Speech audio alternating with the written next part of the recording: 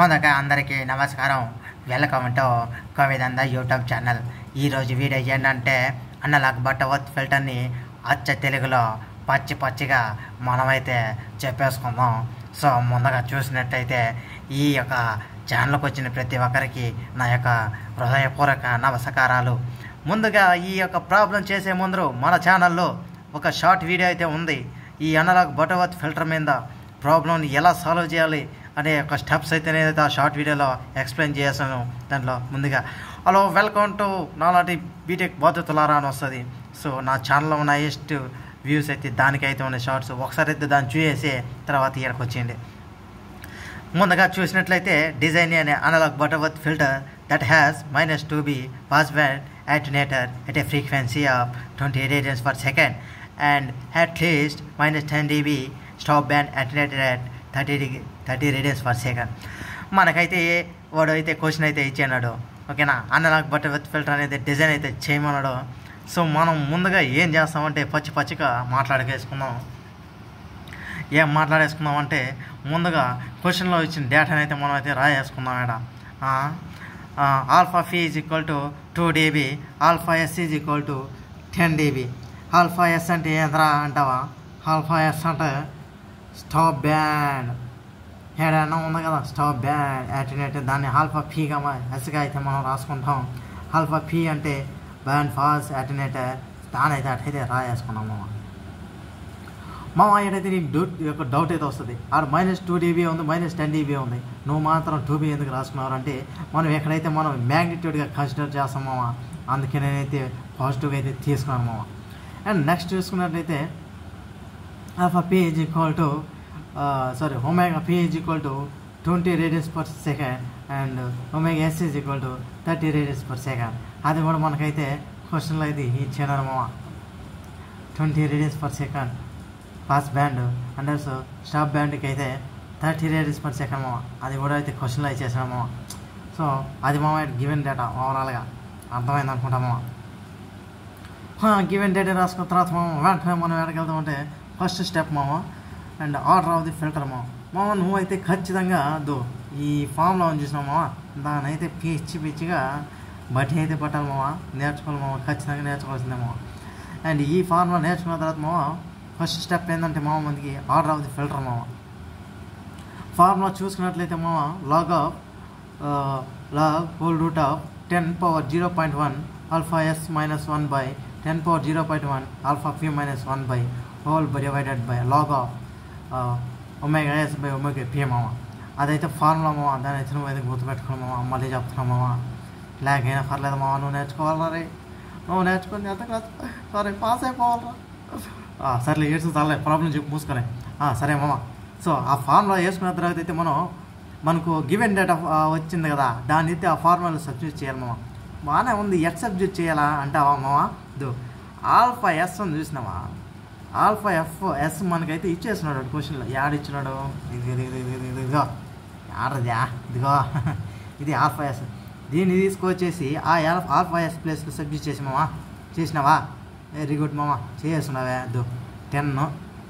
తర్వాత ఏం చేస్తావా, నెక్స్ట్ ఏముంది పీ ఉంది పీ ఆడందమ్మా ఇదిగో పీయా ఆ పీ కాదు ఏడు P. Alpha p is equal to 2 dB. దాన్ని ఎత్తుకో సబ్స్టిట్యూట్ చేసి ఫార్ములాలో చేసినావంట ఊరి చేస్తున్నావే 2 కూడా చేస్తున్నావే 10 2 సబ్స్టిట్యూట్ చేస్తున్నావు. అదేవిధంగా కింద చూడు log of omega s by omega p ఉంది అవి కూడా సబ్స్టిట్యూట్ చేసి ఎట్ చేస్తావా. గివెన్ డేటా ఇచ్చినారు కదరా యాంద్ర 10 ఎడతావా. ఆల్ఫా ఎస్ ఒమేగా ఎస్ ఎంత 30 radians, ఒమేగా పీ అంట 20 radians per second. ఈ సబ్స్టిట్యూట్ చేస్తున్నారంటరా చేస్తున్నారు రే 30/20 ఎట్టా ఆల్ఫా ఎస్ ఆల్ఫా పీఏ ఆల్ఫా ఎస్ 30 ఆల్ఫా పీ 20 ఎక్క సబ్స్టిట్యూట్ చేస్తున్నారా. క్యాష్ ఎత్తుకున్నా క్యాష్లో కొట్టారనుకో 10⁻0.1 ఆఫ్ 10 కొట్టిన తర్వాత 10 వచ్చింది మనకు 10 - 1 10⁻0.2 - 1 ఎట్ట వస్తాయి అంటే క్యాష్లు కొట్టాలి క్యాష్లు కొట్టిన తర్వాత వస్తాయా. 0 ఈ జీరోని క్యాన్సిల్ చేసినారా. ఇంకా ఏం మిగతా 3/2 మాత్రమే తీసుకున్నారు ఇక్కడ. ఎట్టొచ్చారంటే క్యాష్ రా, క్యాష్ కొట్టడం వారా యాదనువా, క్యాష్ కొట్టిన తర్వాత వస్తాయేమో. నెక్స్ట్ చూసుకున్నట్లయితే ఎత్తుకున్నామంట క్యాష్లో కొట్టిన తర్వాత మారే ఇదో లాగ్ ఆఫ్ రూట్ ఆఫ్ 9/0.585 మామ బై లాగ్ ఆఫ్ 1.5 మామ. ఏముందా లాగ్ అనేది ఒకటి ఉంటుంది క్యాష్లో, వాడాలి క్యాష్ వాడితే తెలుస్తుంది. క్యాష్లో కొట్టిన తర్వాత మనకు డైరెక్ట్గా ఆన్సర్ 3.37 వస్తుందిరా. అదేదా ఇక్కడికి అయిపోయిందిరా, ఇది ఆంధ్రా ఇంకా వస్తుంది ఇంకో రౌండ్. ఇప్పుడు ఈజీరా నాయన, నువ్వు ఎందుకు భయపడుతున్నావా. సెకండ్ రౌండ్ చూసుకున్నట్టు second one round of n to the next higher integer అంట. నెక్స్ట్ హయ్యర్ ఇంటిజర్ అంటే ఎన్ అంటే ఇంటిజరే కదా, అది యాందో కాదు పైన ఈ పైన వచ్చింది చూసినావా 3.37 అదేరా నాయన. దాన్ని మళ్ళా రౌండ్ 2లో రాసుకుంటావా, దాన్ని ఏమంటారంటే 3.37 కదా, పోతే పోయిందిలే అని చెప్పేసి 4గా తీసుకుంటాం. ఏమే ఒక ఫిక్స్డ్ నెంబర్గా ఉండదు కాబట్టి 3.37 అంటే ఇంచుమించు 4 కదా, సో 4 కన్సిడర్ తీసుకున్నామమ్మా. అది స్టెప్ 2 అయిపోయిందిరా. ఊరు అంతేనా నాయన, భయపడి తెచ్చినావు అది బలుడుకున్నావా. నెక్స్ట్ చూసినట్టయితే step 3 the transfer function for n = 4 and omega c = 1. మనకు తెలిసిందేరా h(s) = n/s d/s transfer function formula. n = 4 ఇది దీన్ని తెలియాలంటే నీకు ఇది కింద ఇది ఎట్టొచ్చింది s² ప్లస్ 0.765 అది ఎట్టొచ్చిందంటే నీకు తెలియాలంటే నీకు ముందు దేవరగా తెలియాలా. దేవరగా యాడంటే ఒక చిన్న బాక్స్ చూపిస్తాను మీకు, దాని అయితే బాగా బాక్స్ చూపిస్తాను ఇలా దేవర కథ అదే రీత్యా. ఇది అయితే నువ్వు బాగా గుర్తుపెట్టుకోవాలి మామ, బాగా చదువుకోవాలి రీత్యా. s = 4 వచ్చినప్పుడు ఇది తీసుకుంటావురా, ఇది ఆడ ఉండేది. ఒకవేళ s = 3 వచ్చింది అనుకో, ఇదిగో 3 బాక్స్ ఇది తీసుకుంటాం. ఒకవేళ s = 2 వచ్చిందిరా, ఇది తీసుకుంటావు 2ది. అందుకే నేను చెప్పేదే, ఊరికేగా చెప్పేదే, ఈ బాక్స్ని అయితే నువ్వు బాగా చదవాలా, బాగా గుర్తుపెట్టుకోవాలి. ఇది కూడా మన షార్ట్ వీడియోలో ఉంటుందిరా, ఫస్ట్ చెప్పాను కదా, ఒకసారి చూసుకున్నావు చేస్తాం. అటు మనకి n = 4 వచ్చిందిరా, ఇంటిజరా 4 వస్తే ఇంకేం తీసుకుంటాం మనం, 4కి సంబంధించింది s² ప్లస్ 0.7 అదేరా దేవరా కథ. దేవరా చెప్పినాడు కదా, n = 4 కాబట్టి మనం దాన్ని తీసుకున్నాం. h(s) = 1/s² plus 0.765337 s plus 1 s² plus 1.847 s plus 1 అది వేసుకున్నావా, అయిపోయిందిరా. ఊరా అక్క అది కూడా కష్టం అనుకున్నా ట్రాన్స్ఫర్ ఫంక్షన్ ఊరికా అంటే ఇదో ఆడ కనుక్కున్న n వాల్యూ సెకండ్ దాంట్లో వేసుకుంటాం. ఎన్ను బట్టి ఈ పాలినామియల్ ఈక్వేషన్ ఆ బాక్స్ని చూసినావా, ఆ బాక్స్ నేర్చుకున్నావంటే n = 4 వచ్చినప్పుడు ఇది వేసినావు, 3 వస్తే వేరేది, ఆ బాక్స్లో ఉంటాయి అన్నీ నేర్చుకోవాలి. అంత బాగానే ఉంది బా, ఇది ఆధారం పోతానే ఉందా, అయిపోయింది రే బలుడు నువ్వా భయపడుతున్నావా. 4th వన్ తీసుకున్నావు, క్యాల్కులేట్ ద ఒమేగా సి అనేది మనం కనుక్కోవాలంటరా. దాని ఫార్ములా ఇది, దీన్ని కూడా నువ్వు బాగా నేర్చుకోలే, షార్ట్ వీడియోలోనే ఉంది, ఇది కూడా నేర్చుకోవాలి. ఇవన్నీ నేర్చుకోవాలి, n వాల్యూ అనేది ఫార్ములా ఉన్నాయి కదా, ఒక 4-5 అవి నేర్చుకోవాలా, అవి గుర్తుపెట్టుకోవాలా, formula గుర్తుపెట్టుకోవాలా.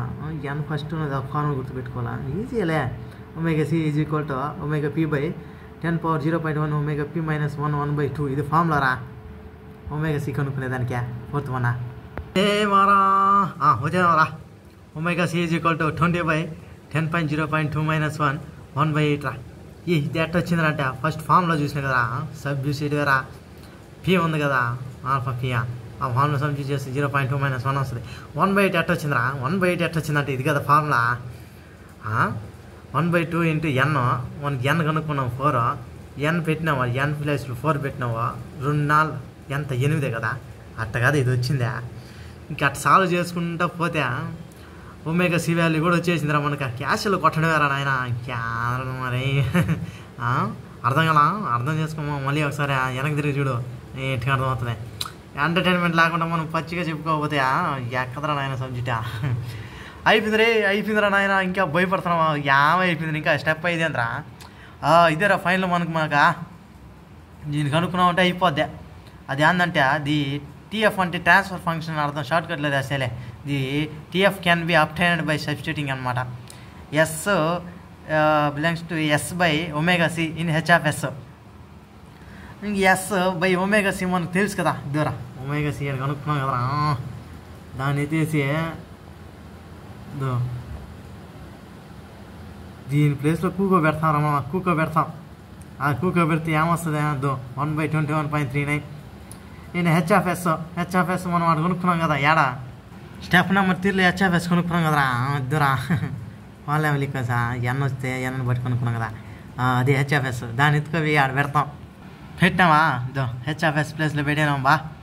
H of s is equal to h of s, ఇది ఫార్ములా, ఇది కూడా మనం గుర్తుపెట్టుకోలేము. హెచ్ ఆఫ్ ఎస్లో ఎస్ని రీప్లేస్ చేస్తాం బావా, s by omega c is equal to మనకు తెలుసు కదా, ఎస్ బై ఒమేగా సి ఏడా ఉంది రాసినామా, ఇదిదా ఒమేగా సి ఎస్ బై 21.39 అది రామా, అదే దీని ప్లేస్లో అది పెట్టాను హెచ్ ఆఫ్ ఎస్. దానికి అర్థం ఏమో కాదమ్మా, ఇది ఎస్ ఉన్లా ఎస్ ఉన్నా చూసినావా, ఆ ఎస్ ప్లేస్లో ఏం పెడతామంటే ఎస్ బై 21.39 పెడతాం అంతేరా, అది ఏమి లేదురా, చూడరా కావాలంటే సబ్స్టిట్యూట్ చేసి చూడరా. ఈ ఈక్వేషన్ వల్ల దాన్ని మళ్ళీ రీరైట్ చేశారు ఎట్టంటే ఎస్ స్క్వేర్ ప్లేస్లో ఎస్ బై 21.39 పెట్టేసి ఇది ఎస్ స్క్వేర్ ప్లేస్లో అట్టే సబ్స్టిట్యూట్ చేశారు చూడు, ఏమి లేడా. ఎస్ స్క్వేర్ ప్లేస్లో మాత్రం ఎస్ బై 21.39 పెట్టిన చూడు, బాగా చూడు, రిమైనింగ్ అట్టే ఉంది. ఎస్ ప్లేస్లో ఎస్ బై 21.39 పెట్టాడు. అదే సిమిలర్ గేడ కూడా అంతే, ఎస్ స్క్వేర్ ప్లేస్లో ఎస్ బై 21.39 పెట్టాడు, గేడ కూడా అంతే. చూసినా అంతే, ఏం లేదురా, ఎస్ ప్లేస్లో ఎస్ బై 21.39 పెట్టినాడు అంతే. ఇంకేముందా, దాన్ని సాల్వ్ చేయడమే, అట్లా సాల్వ్ చేసుకుని వెళ్ళాడు. ఎస్ స్క్వేర్ హోల్ స్క్వేర్ వస్తుంది కదా, ఇదే ఇది ఎస్ బై 21.39 హోల్ స్క్వేర్ కదా.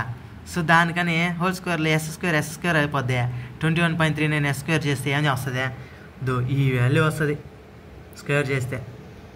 ఇంకా అట్లనే ఆ పక్క కూడా అలానే చేసేవారు, అది కూడా అట్టే వస్తుంది. వెనక ముందు కదా, అది కూడా అట్టే వస్తుంది. అంతే మామ, అటు సాల్వ్ చేసుకుంటూ వచ్చానట్రా. ఈ స్టెప్లో ఏం చేసినాడు తెలిసిన, ఈ ఉంది కదా 457 ప్లస్ 532 ఉంది కదా, దాన్ని ఏమైనా వేసేదంటే కామన్ తీసినాడు కింద.